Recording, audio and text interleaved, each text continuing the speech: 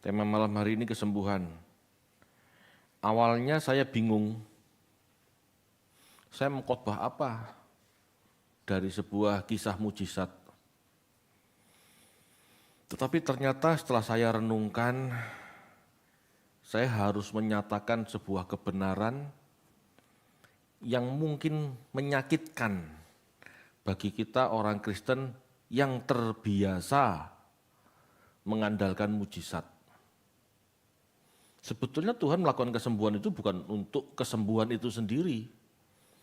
Ya, kita akan bahas malam hari ini. Kita baca dulu ya.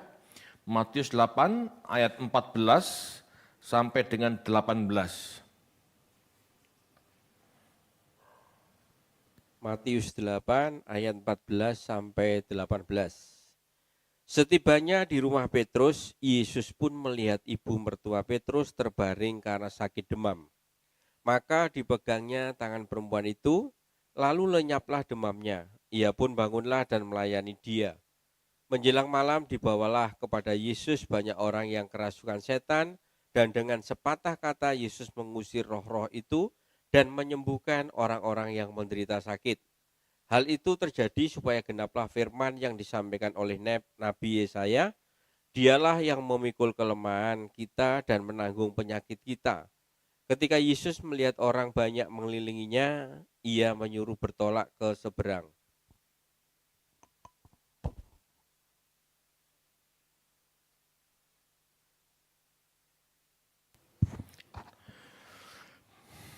Ini aneh Bapak Ibu. Ya. Setelah melakukan kesembuhan terhadap ibu mertua Petrus, lalu kepada beberapa orang mengusir setan, lalu ia ke seberang. Padahal masih banyak orang. Ya, ketika Yesus melihat banyak orang mengelilinginya, ia malah ke seberang. Sebetulnya kalau banyak mengelilinginya, mungkin banyak yang sakit, sebetulnya kan masih harus banyak didoakan. Tetapi Yesus tidak mendoakan, Yesus pergi ke seberang. Loh, seharusnya dari peristiwa ini kita sadar bahwa Tuhan datang itu bukan hanya untuk menyembuhkan, bukan semata-mata untuk kesembuhan. Ya, kita akan pelajari ini. Dikisahkan Yesus menyembuhkan ibu mertua Petrus karena demam. Kemudian mengusir roh-roh jahat dan menyembuhkan orang sakit. Ya, dan menyembuhkan orang sakit. Umumnya Bapak Ibu, kalau kita perhatikan ya, mengusir roh-roh jahat menyembuhkan orang sakit, mengusir roh-roh jahat menyembuhkan orang sakit.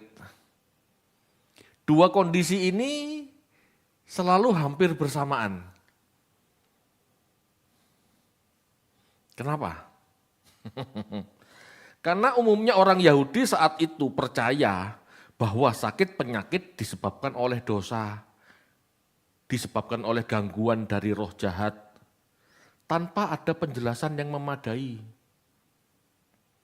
Jangan dianggap orang Yahudi zaman itu atau masyarakat saat itu seperti kita sekarang. Nah, orang Yahudi saat itu masih terbelakang, seperti orang pedalaman gitu loh. Coba Anda ke luar pulau, ke pedalaman gitu. Pasti orang-orang sakit di sana juga dianggap kena guna-guna, kerasukan, kesambet. Seperti itu. Ya. Kebanyakan tabib saat itu berusaha menyembuhkan orang sakit dengan tumbuh-tumbuhan. Minyak oles atau bagian tubuh hewan. Ya, ingat ya, pelajaran di kitab Tobit disuruh makan jeroan ikan tobitnya supaya sembuh gitu ya. Jadi tabib saat itu benar-benar bukan seperti dokter zaman sekarang.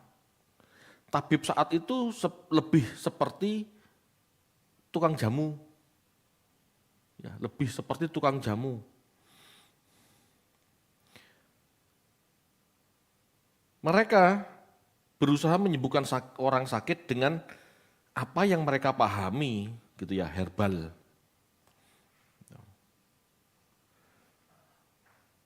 Pengetahuan berbasis ilmiah belum ada. Belum ada dokter, belum ada pengetahuan berbasis ilmiah. Pengetahuan berbasis kepercayaan, mistis. Di mana umumnya orang saat itu berpikir kehidupan mereka dipengaruhi roh-roh. Ingat ya Bapak Ibu, roh-roh ini bukan seperti pemahaman kita sekarang. Gitu ya. Kalau diri saya dipisah antara tubuh dan roh, maka zaman sekarang orang berpikir ada rohnya David, ada tubuhnya David yang tanpa roh, gitu. Enggak seperti itu loh. Roh-roh itu kuasa-kuasa, gitu ya. Roh-roh itu kuasa-kuasa sebetulnya. Hidup mereka dipengaruhi itu. Jika orang itu makannya banyak, gitu ya, itu dipengaruhi roh rakus. Jika orang itu mata duitan, gitu ya, maka orang itu dipengaruhi roh mamon. Gitu. Itu pemahaman saat itu. Jadi orang sakit juga dipengaruhi oleh roh jahat. Begitu juga orang baik, dia dipengaruhi oleh Roh Kudus. Itu. Padahal kan enggak seperti itu. Itu pemahaman zaman itu. Gitu ya.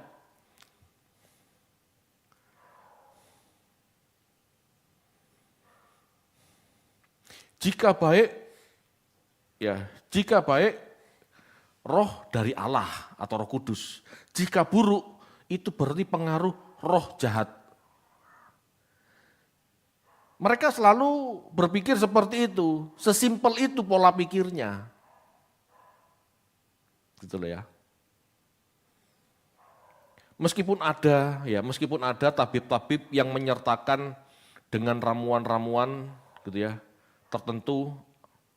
Meskipun ada tabib-tabib yang menyertakan dengan ramuan-ramuan tertentu, tetapi apapun penyakitnya, doa atau mantra adalah solusinya. Halo. Apapun makanannya, minumnya teh botol. Sama, zaman dulu juga begitu Bapak Ibu. Orang sakit, apapun sakitnya, ya, solusinya apa? Doa mantra. Meskipun juga bisa ditambah beberapa ramuan herbal gitu ya. Itu ada gitu ya.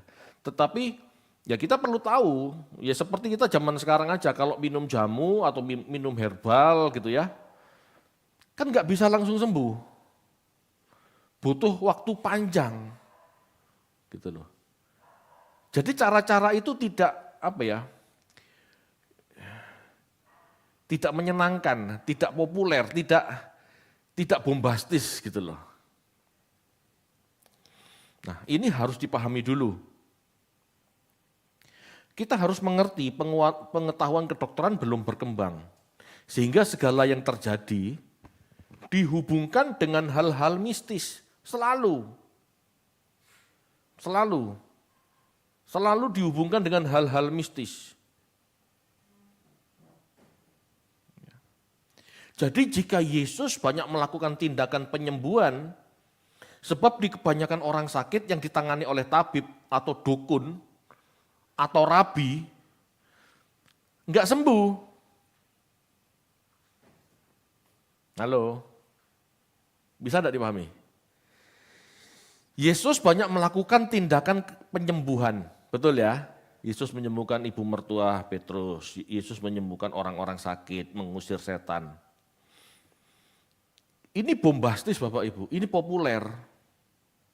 Sebab kebanyakan orang yang sakit, yang ditangani oleh tabib-tabib itu, bahkan oleh dukun, gitu ya, atau rabi-rabi yang lain. Waktu itu kan Yesus rabi, yang menyembuhkan orang itu bukan rabi Yesus saja, tapi rabi-rabi yang lain juga menyembuhkan.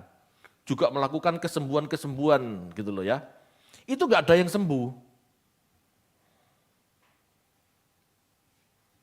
Tabib yang dimaksud adalah herbalis. Dukun yang dimaksud adalah seseorang yang mempraktekkan sihir. Ya, namun kedua profesi ini bisa saja saling terkait. Keahlian mereka meramu jamu namun bersifat supranatural. Sedikit yang intelektual itu sedikit. Demikian pula para rabi adalah guru agama yang dianggap mampu mengusir roh jahat. Tabib, dukun, rabi, ini sebetulnya mirip-mirip. Saya minta tolong ada spidol.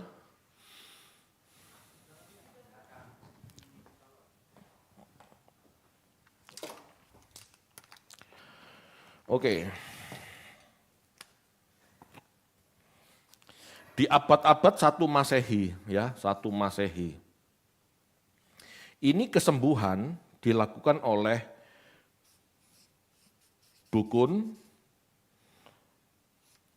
tabib, rabi. Ya. Dukun dengan mantra-mantra. Rabi dengan doa-doa, tabib dengan jamu herbal. Bapak Ibu, sebetulnya antara rabi dan dukun ini cuma beda. Doanya kepada siapa? Kalau dukun kepada roh-roh jahat, iblis gitu ya, Beelzebul gitu ya. Kalau rabi kepada Yahweh. Betul.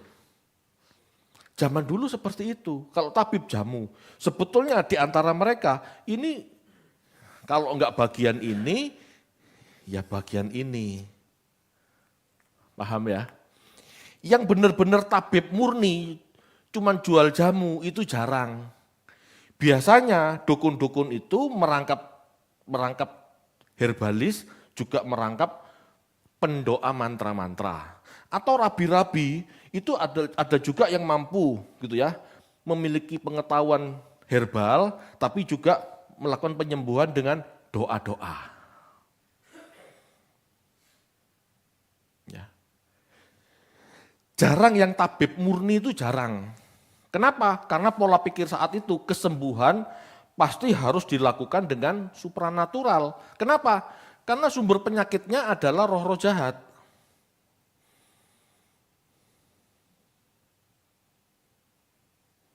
Bisa dipahami ya? Kenapa saya ceritakan ini? Karena ini penting. Supaya kita tidak salah paham dengan apa yang diperbuat Yesus. Ya, saya ulangi. Yesus banyak melakukan tindakan penyembuhan. Sebab di kebanyakan orang sakit yang ditangani oleh tabib, dukun atau rabi, jarang yang sembuh. Jarang yang sembuh. Ya. Jarang yang sembuh. Yesus menyembuhkan mertua Petrus, menyembuhkan orang banyak dan mengusir roh-roh jahat saat itu adalah jawaban dari banyak kasus penyakit yang tidak dapat disembuhkan. Banyak. Ya. Banyak yang tidak sembuh. Tetapi Yesus menyembuhkan, sembuh. Itu sebabnya banyak orang takjub gitu ya. Kita baca yuk Markus 1 ayat 27.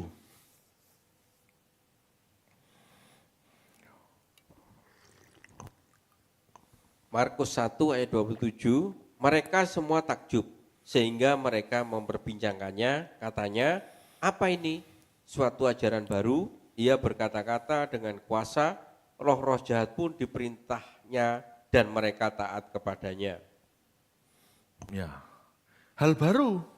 Mana ayat itu munculkan? Apa ini? Suatu ajaran baru. Wah. Paham ya? Kenapa disebut ajaran baru loh? Yesus tuh lo rabi, Yesus tuh lo yang dikhotbahkan juga Taurat. Sama dengan rabi-rabi lain. Apa yang baru? Dia berdoa sembuh. Tetapi rabi-rabi yang lain berdoa tapi tidak sembuh. Padahal rabi-rabi berdoa itu ya juga pakai nama Yahweh. Kan rabi percaya sama Yahweh, tapi juga tidak sembuh. Yang dukun berdoa juga pakai nama dewa-dewanya, nama Belzebul lah, nama Zeus lah. Tapi tidak sembuh. Bapak Ibu, mantra-mantra atau ucapan doa ya, pakai nama dewa, itu bukan baru sekarang. Ya. Ucapan-ucapan doa di dalam nama dewa itu sudah ada sejak dulu kala. Itu adalah tradisi orang-orang zaman dulu. Apapun agamanya, siapapun dewanya, berdoanya begitu. Aku berdoa di dalam nama Zeus, sembuh. Nah, itu.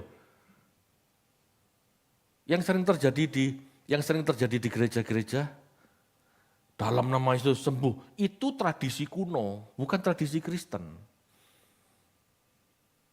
Berdoa di dalam nama Belzebul, sembuh, itu dukun. Berdoa di dalam nama Yahweh, itu rabi. Sama-sama tidak ada yang sembuh. Hanya Yesus yang menyembuhkan.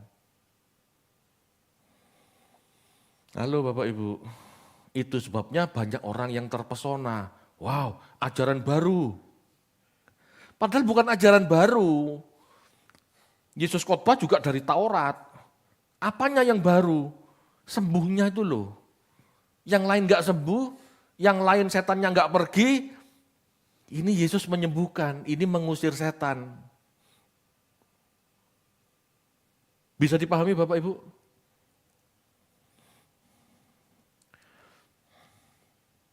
Mereka melihat Yesus sebagai rabi yang menyembuhkan, pasti lebih menarik daripada rabi-rabi yang tidak menyembuhkan. Betul enggak? Sama sekarang kan? Pendeta yang buat kesembuhan kan lebih populer daripada pendeta yang cuma bisa khotbah. Tapi apakah betul seperti itu? Masalahnya begitu. Hal ini sesungguhnya tidak demikian Bapak Ibu. Yesus banyak melakukan kesembuhan sesungguhnya sebagai tanda-tanda orang yang disertai kuasa Allah. Yesus menyembuhkan sebagai konfirmasi bahwa Yesus adalah rabi yang diurapi Allah. Dengarkanlah dia. Itu. Jadi Yesus menyembuhkan itu hanya sebagai tanda konfirmasi dari Allah bahwa dia dipenuhi kuasa Allah. Jadi Yesus menyembuhkan itu bukan untuk kesembuhan itu sendiri.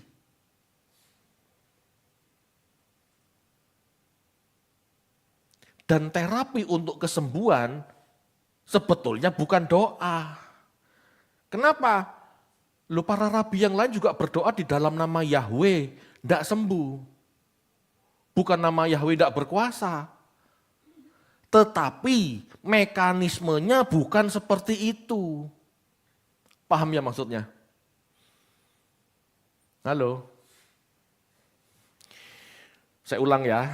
Yesus menyembuhkan Bapak Ibu, itu sebagai tanda konfirmasi bahwa Allah menyertai dia. Bahwa Yesus diutus Allah. Tetapi bukan berarti kesembuhan-kesembuhan itu dilakukan harus dengan cara didoakan.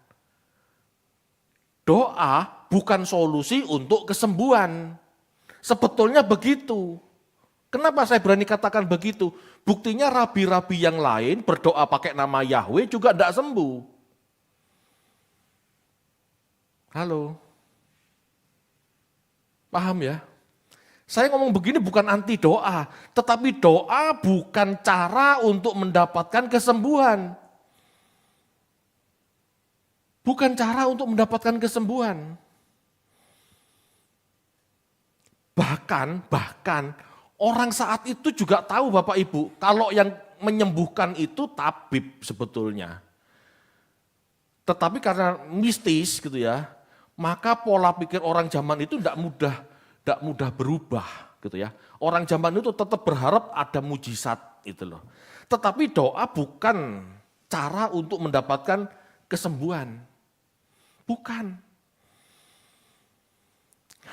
Kita baca yuk ya supaya kita paham.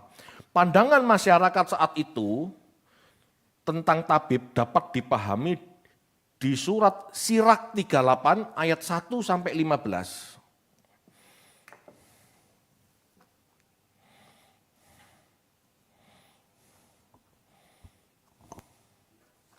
Sirak, kitab Deuterokanonika Sirak 38 ayat 1 sampai 15. 15.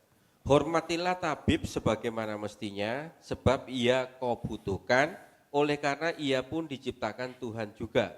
Memang penyembuhan datang dari Yang Maha Tinggi, dan sebagai pemberian diterima dari Raja.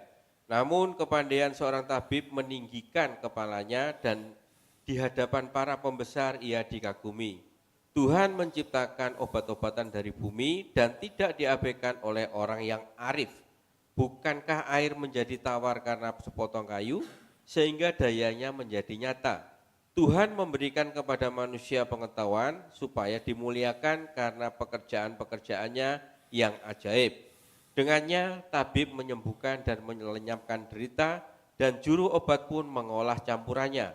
Dengan demikian pekerjaan Tuhan tak pernah berhenti dan kesejahteraan dipertahankan di bumi. Anakku, kalau jatuh sakit janganlah berayal-ayalan. Berdoalah kepada Tuhan, niscaya engkau disembuhkannya. Jauhilah yang salah dan tanganmu hendaknya lurus, dan bersihkanlah hatimu dari segala dosa. Hendaklah mempersembahkan korban harum-haruman dan korban peringatan dari pati tepung, serta minyak tuangan sesuai dengan kemampuanmu. Tetapi berikanlah tempat kepada tabib juga, sebab ia pun diciptakan Tuhan. Janganlah tabib jauh daripadamu, sebab kau butuhkan pula.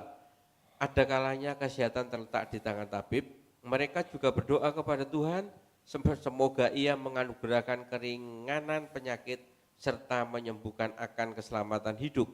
Orang yang berdosa terhadap pembuatnya jatuh kiranya ke dalam tangan tabib. Ya, Bapak Ibu, kitab Sirak ini kan kitab kebijaksanaan yang ditulis oleh Yesus bin Sirak pada abad 2 sebelum Masehi. Dia orang cerdas, dia seorang guru. Ya, dia seorang guru kebijaksanaan, guru moral. Kalau Anda lihat Bapak Ibu, pandangan tentang tabib seperti yang saya jelaskan tadi, ayat 4 misalnya, coba munculkan. Tuhan membuat obat-obatan tumbuh dari bumi. Yang tumbuh dari bumi itu apa? Tumbuh-tumbuhan kan? Berarti apa? Herbalis, tukang jamu atau sinse, gitu ya. Dia mengatakan bahwa tabib itu juga dipakai Tuhan, betul ya? Di ayat 8, di ayat 6, 7, 8. Tuhan memberi manusia pengetahuan supaya dimuliakan, gitu ya. Meramu obat, membuat ramuan, ya jelas ya. Jadi tabib itu juga hamba Tuhan yang diberi tugas menyembuhkan, gitu. Lalu ayat 12, berikan juga tempat pada tabib supaya sebab tabib pun diciptakan Tuhan. Jangan biarkan tabib meninggalkanmu sebab engkau membutuhkan dia. Kalau kepingin sembuh ya ke tabib. Ya, ada kalanya penyembuhanmu terletak di tangan tabib. Lihat kata ini, ada kalanya. Ada kalanya itu berarti tidak selalu. Betul ya? Ada kalanya penyembuhanmu terletak di tangan tabib. Sebab mereka juga berdoa kepada Tuhan. Jadi tabib saat itu Bapak Ibu bukan cuman tukang jamu, tetapi juga tukang berdoa. Pemahaman saat itu begitu. Tetapi masalahnya tidak ada yang sembuh atau jarang yang sembuh. Atau kesembuhan melalui herbal itu perlu waktu lama. Seminggu, 2 minggu, sebulan, 2 bulan. Enggak langsung. Makanya gitu ya, makanya begitu Yesus mendoakan langsung sembuh, orang heboh gitu loh. Orang heboh, orang merasa, wow ini dari Allah, ini benar-benar nabi, ini benar-benar utusan Allah. Sebetulnya apakah Yesus hadir untuk menjadi tabib? Enggak juga. Saya katakan enggak juga bukan berarti tidak, tetapi bukan tujuan utamanya. Bapak Ibu, kalau kesembuhan itu memang dari doa, ya. Kalau memang kesembuhan itu dari doa, dan saat itu banyak orang yang berdoa dan sembuh, Yesus enggak mungkin sesensasional ini. Betul enggak? Kalau tiap dukun mantra-mantra sembuh, tabib ngobati herbal sembuh, rabi-rabi berdoa dalam nama Yahweh sembuh. Tidak mungkin Yesus sesensasional ini. Tidak mungkin Markus 1 ayat 27 tadi itu muncul. Benar enggak? Ngerti enggak maksudnya? Kalau semua kesembuhan caranya pakai doa-doa, Yesus pada saat menyembuhkan sembuh, orang enggak akan kaget. Wis biasa, dukun itu ya iso, tabib itu ya bisa, rabi si A, si B, si C ya bisa. Betul enggak maksudnya? Ngerti enggak maksudnya? Jadi saya mau sampaikan ya, bahwa doa itu bukan jalan untuk mendapatkan kesembuhan. Mekanisme yang benar enggak seperti itu. Enggak seperti itu. Kenapa? Karena saat itu orang dukun, tabib, rabi berdoa juga tidak sembuh. Tapi Yesus sembuh Pak. Yesus sembuh kenapa? Karena Allah ingin menyatakan bahwa dia diurapi Allah. Mujizat itu tanda. Ya, mujizat itu tanda bahwa Yesus disertai Allah, bahwa Yesus diurapi Allah. Tetapi bukan cara untuk mendapatkan kesembuhan. Ya, tetapi doa bukan cara untuk mendapatkan kesembuhan. Sebab dukun, tabib, dan rabi-rabi tidak bisa menyembuhkan dengan cara berdoa. Tidak bisa. Bapak Ibu saya ngomong gini supaya apa? Supaya kita tuh belajar menempatkan pada tempatnya. Sekarang saya tanya, kenapa orang sakit minta doakan pendeta sembuh? Kenapa mobil sakit Anda bawa ke bengkel, enggak Anda bawa ke pendeta? Halo? Halo?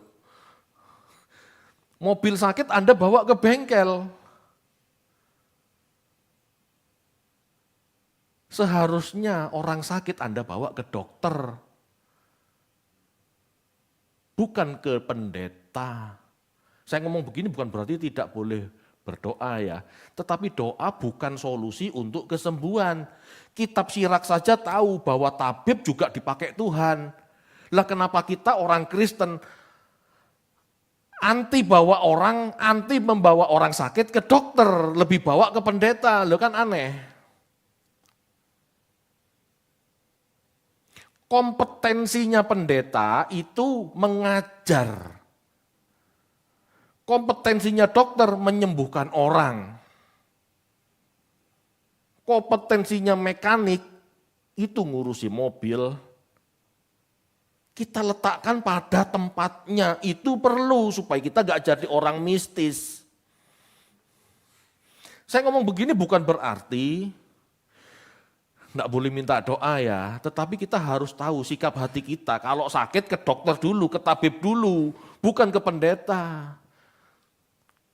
Rabi tugasnya mengajar agama, pendeta tugasnya menjelaskan kitab suci, bukan menyembuhkan.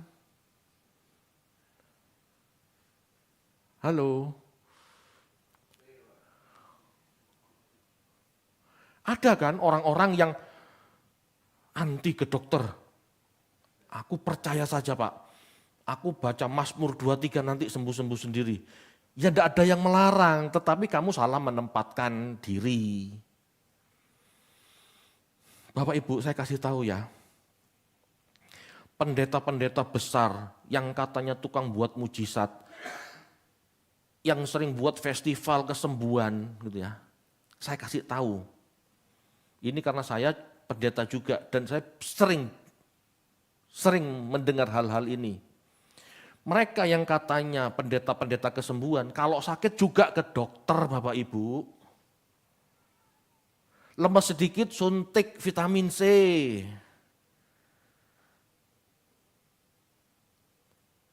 Ada masalah tubuh gak enak, masuk rumah sakit, oson. Tahu oson? Darah dikeluar, difilter, dimasukin apa-apa lagi supaya seger lagi. Masalahnya mereka tidak kesaksian. Tetapi sebetulnya itu yang terjadi. Banyak dari mereka mencegah stroke dengan cara apa? Ngering, tapi tidak cerita, ditutup-tutupi. Halo Bapak Ibu.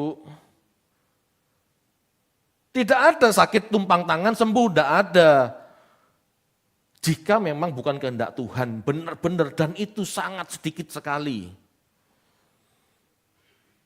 Kenapa? Karena memang Tuhan, gini loh, Tuhan tuh punya mekanisme Bapak Ibu yang tidak bisa dilanggar. Tuhan tuh punya tatanan hukum yang tidak bisa dibuat diacak-acak seenaknya. Kalau Yesus bisa menyembuhkan, dia ingin gitu ya, dia ingin, Bapak ingin mengenal ya, Bapak ingin orang mengenal Yesus itu diutus dia. Yesus mampu menyembuhkan banyak orang, mengusir setan, itu adalah tanda bahwa dia diurapi Allah. Doa-doa itu sendiri bukan solusi untuk kesembuhan. Karena dukun, tabib, dan rabi meskipun berdoa kepada siapapun juga enggak sembuh. Itu sebabnya Tuhan Yesus begitu menyembuhkan heboh. Ajaran baru dari mana? Karena sebelumnya tidak ada yang menyembuhkan lewat begitu. Doa-doa itu tidak ada yang berhasil meskipun dalam nama Yahweh. Tidak ada yang sembuh. Hanya Yesus yang menyembuhkan. Itulah tanda dia disertai Yahweh. Halo? Kan begitu cara berpikirnya.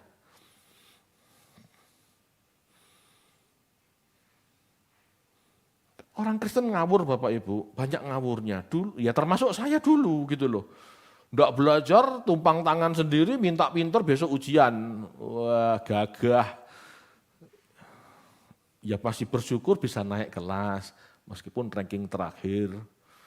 Tetapi ya begitu Bapak Ibu, itu bukan solusi gitu loh. Doa itu bukan solusi segala hal, bukan. Doa itu solusi mengerti keburukan kita. Doa itu evaluasi diri, doa itu koreksi. Doa itu adalah usaha mengenal apa kehendak Allah untuk kita lakukan secara pribadi. Itu doa. Doa itu bukan solusi dari segala hal.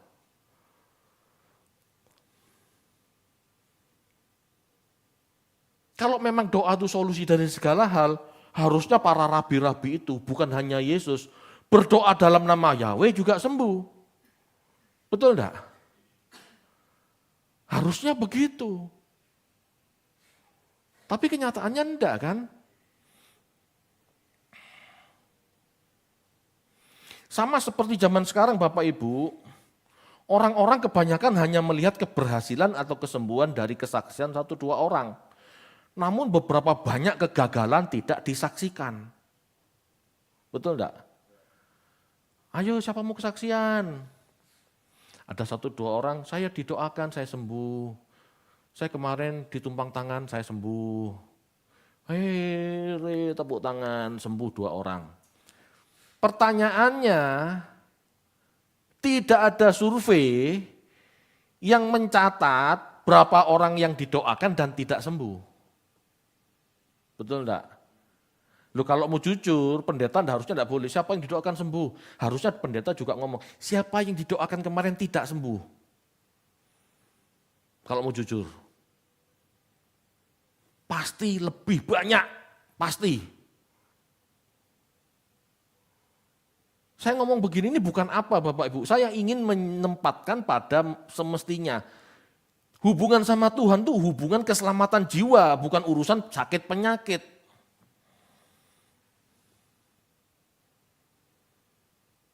Amin. Saya tidak percaya kesembuhan, tetapi realitas sesungguhnya tidak pernah terungkap. Fakta yang menyedihkan selalu diabaikan karena orang hanya suka mendengar kebenaran. Ya, sorry. Realitas sesungguhnya tidak pernah terungkap. Fakta yang menyedihkan selalu diabaikan karena orang-orang tidak suka mendengar kebenaran yang menyakitkan.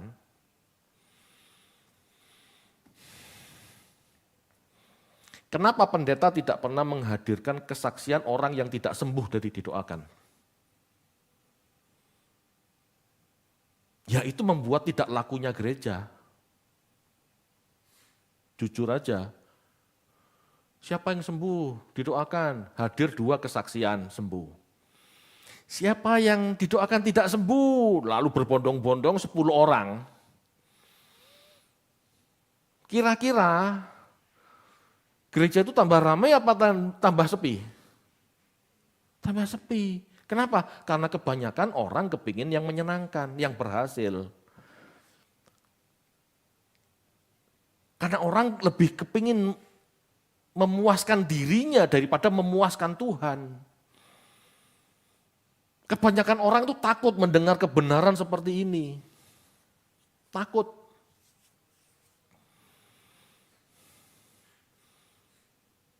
Dari festival kesembuhan yang banyak dilakukan pendeta.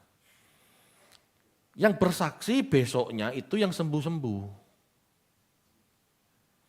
Yang tidak sembuh, tidak pernah bersaksi. Betul enggak? Bahkan, perhatikan, bahkan yang sembuh-sembuh, bahkan yang didoakan sembuh,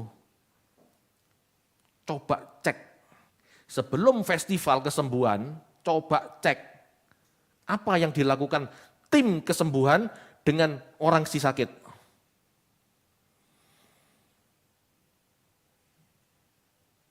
Contoh, ini contoh. Saya ini tim kesembuhan, pendeta kesembuhan. Tim ya, bukan pendetanya, tim kesembuhan. Ya, dari rencana festival kesembuhan, saya kan tahu siapa panitianya, kira-kira siapa yang sakit yang mau disembuhkan. Kan ada. Itu diadakan survei dulu. Kira-kira siapa yang mau disembuhkan? Oh, misalnya contoh Linda lumpuh misalnya. Misalnya kan gitu ya. Saya tim pendoa datang ke Linda. Gan, kamu bisa melakukan apa? Saya tidak bisa apa-apa, saya tidak bisa jalan, Pak. Coba sih berdiri. Coba berdiri. Gan Linda berusaha dengan tertatih-tatih 1, 2, 3 langkah. Lalu duduk lagi karena memang tidak bisa jalan, betul? Nah, orang-orang yang seperti ini yang didoakan di KKR, di festival kesembuhan, dan disuruh jalan, dalam nama Yesus berjalan. Berjalan 1, 2, 3, suruh duduk lagi. Itu triknya. Pak David kok tahu, pernah begitu Pak David? Tidak usah jauh-jauh Bapak Ibu, pesulap merah sudah melakukan itu. Dia cek ke tim-tim doa kesembuhan, itu yang dilakukan pendeta-pendeta itu. Kalau Anda benar-benar percaya dengan festival seperti itu, ikut gak apa-apa. Tapi setelah doa kesembuhan, silahkan masuk Prodia, cek sakit saya sembuh enggak. Silahkan ke dokter, cek kanker saya hilang enggak.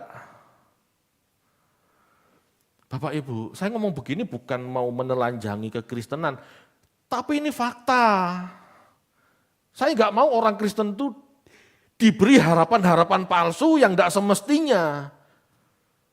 Akhirnya orang menjadi Kristen tidak mendapatkan keselamatan jiwa, tapi hanya berharap kesembuhan palsu. Halo Bapak Ibu.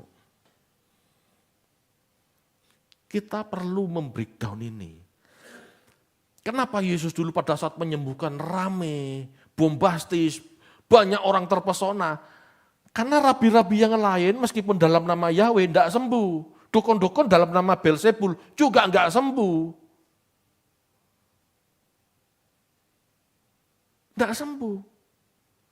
Jadi doa itu bukan mekanisme untuk mendapatkan kesembuhan. Jika Yesus menyembuhkan itu sembuh, itu hanya tanda bahwa dia diurapi Allah. Dia adalah guru yang benar, yang diutus Allah. Hanya itu.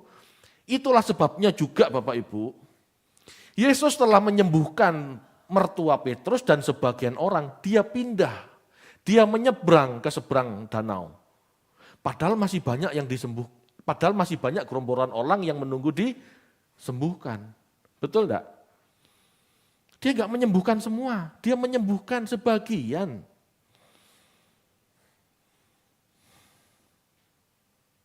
Halo?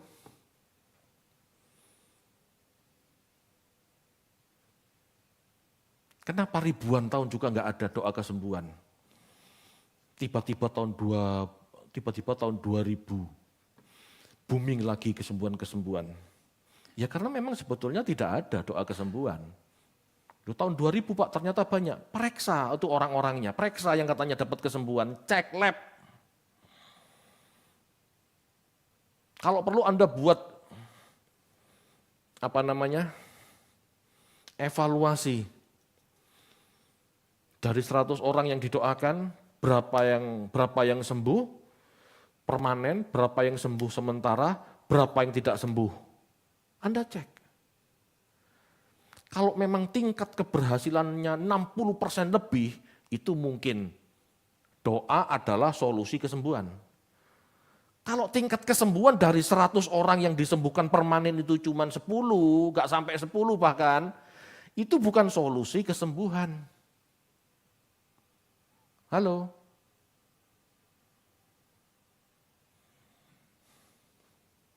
Bapak Ibu, saya ngomong begini sekali lagi bukan untuk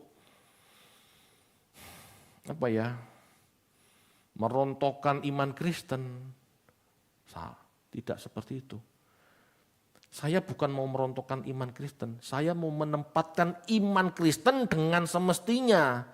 Bahwa iman Kristen bertujuan untuk keselamatan jiwa. Bukan kesembuhan dari sakit. Apalagi ingin jadi kaya, sukses, berhasil. Tidak. Ayo berpikir kritis yuk. Ya. Bapak Ibu, banyak sumber penyakit yang mengakibatkan manusia sakit. Ya. Beberapa sumber penyakit antara lain infeksi, itu penularan. Penyakit ini disebabkan oleh mikroorganisme, bakteri, virus, jamur, parasit. Ya. Dari bakteri, virus, jamur, parasit itu banyak ya. TBC, COVID, HIV, AIDS, kurap, malaria itu infeksi. Hanya satu yang mungkin karena dosa. HIV, AIDS. Kebanyakan jajan kepelacuran tanpa pengaman, akhirnya HIV, AIDS. Yang lain kan bukan. Penyakit non-infeksi tidak menular. Ya. Ada yang dari genetik, hemofilia, thalassemia, metabolis, diabetes, obesitas, itu karena metabolis. Degeneratif, itu stroke, penyakit jantung, autoimun, itu lupus. Bukan karena roh-roh jahat. Diabetes bukan karena roh-roh jahat. Diabetes itu karena kebanyakan makan. Gula terutama. Bukan karena dosa. Ya dosa mulutnya itu tidak bisa nahan es krim, permen gitu ya. Bukan karena roh-roh jahat. Penyakit karena lingkungan, polusi udara, air tercemar, radiasi, bahan kimia beracun, itu sumber penyakit Bapak Ibu. Bukan roh-roh jahat. Gaya hidup, kebiasaan buruk gitu ya. Merokok, konsumsi makanan tidak sehat gitu ya. Kurang olahraga, stres berlebihan. Itu sumber penyakit. Bapak Ibu, kita tidak dapat mengabaikan semua fakta ilmiah ini. Ya. Dan diperlukan tanggung jawab dalam hidup jika kita sudah paham. Jadi bukan sekedar berdoa. Berdoa itu boleh saja minta kekuatan dari Tuhan untuk kita melalui segala macam penyakit yang menimpa kita. Dan dengan doa itu kita seharusnya menyatakan sama Tuhan, Tuhan aku tobat, aku ampun, aku sakit gara-gara kesalahanku sendiri. Seharusnya doa itu menyatakan evaluasi kita kepada Tuhan. Tuhan, aku tahu kalau aku sakit itu bukan roh jahat, itu karena aku gak bisa nahan mulutku. Itu tujuannya doa. Lah penyakitnya sendiri gimana cara menyelesaikannya? Ya ke dokter, minta obat, ubah pola hidup. Kalau perlu operasi.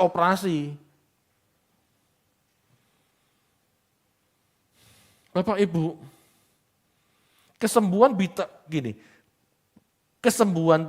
bisa kita alami. Ya, kesembuhan bisa kita alami Bapak Ibu. Jika kita tahu sakitnya apa, tahu cara menanganinya, dan tahu obatnya. Amin. Sedangkan berdoa itu adalah evaluasi diri, koreksi diri. Kenapa aku sakit Tuhan? Apakah aku ada yang salah dalam hidup? Pasti Tuhan ingatkan. Mulutmu berlebihan, mulutmu gak ada remnya. Nasi kalau gak nambah gak enak.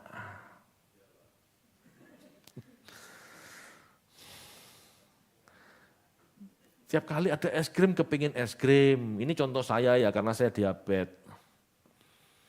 Ya karena salah saya sendiri Bapak Ibu. Dulu pada saat saya ketemu diabetes, saya evaluasi. Hari-hari sebelum saya ketahuan diabetes, waduh kalau sore saya tuh minum Sprite, enak kan seger. Siang makan es krim, malam minum Sprite. Kalau ke warung, es teh, es jeruk. Yo buyar, ya pasti sakit gitu loh. Bukan karena roh jahat, tetapi karena mulutnya yang jahat. Tidak bisa menahan diri. Amin Bapak Ibu. Khotbah malam ini Bapak Ibu, saya bukan sekali lagi ya, saya ingin orang Kristen cerdas menempatkan ya, doa itu untuk apa? Iman itu untuk apa? Doa, iman itu adalah sarana yang Tuhan sediakan supaya kita mengenal Allah. Supaya kita bisa sembuh dari sakit jiwa kita, bukan fisik kita. Sekali lagi, secara fisik tidak bisa didoakan sembuh itu, karena rabi-rabi Yahudi pun dalam nama Yahweh tidak sembuh. Banyak pendeta juga mendoakan tidak sembuh.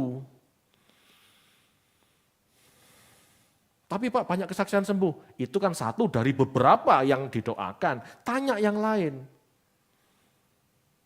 Doa kesembuhan dalam sebuah gereja jemaat 1000 didoakan semua, yang sembuh 1 atau 2, yang 998 gimana?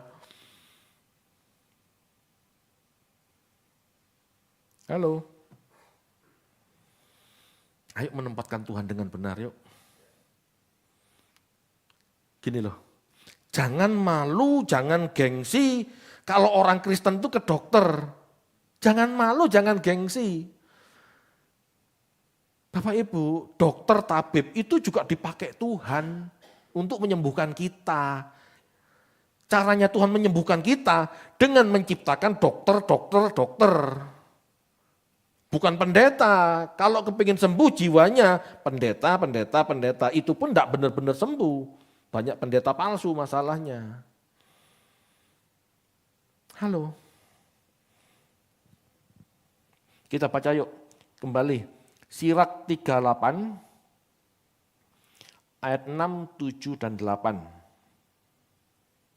Ya, sebagai penutup. Sirak 38 ayat 6 sampai 8. Tuhan memberikan kepada manusia pengetahuan supaya dimuliakan karena pekerjaan-pekerjaannya yang ajaib. Dengannya tabib menyembuhkan dan melenyapkan derita, dan juru obat pun mengolah campurannya. Dengan demikian pekerjaan Tuhan tak pernah berhenti dan kesejahteraan dipertahankan di bumi. Dengan demikian pekerjaan Tuhan tak pernah terhenti. Pekerjaan Tuhan melalui tabib, dokter juga nggak akan pernah berhenti karena orang sakit selalu ada. Merekalah yang diutus Tuhan untuk menyembuhkan si sakit. Paham Bapak Ibu? Bukan pendeta, pendeta itu mengajar supaya Anda tahu kebenaran dan jiwa Anda sembuh. Bahkan sakit jiwa dalam arti harafiah saja bukan pendeta, itu psikolog atau psikiater. Amin. Jelas ya?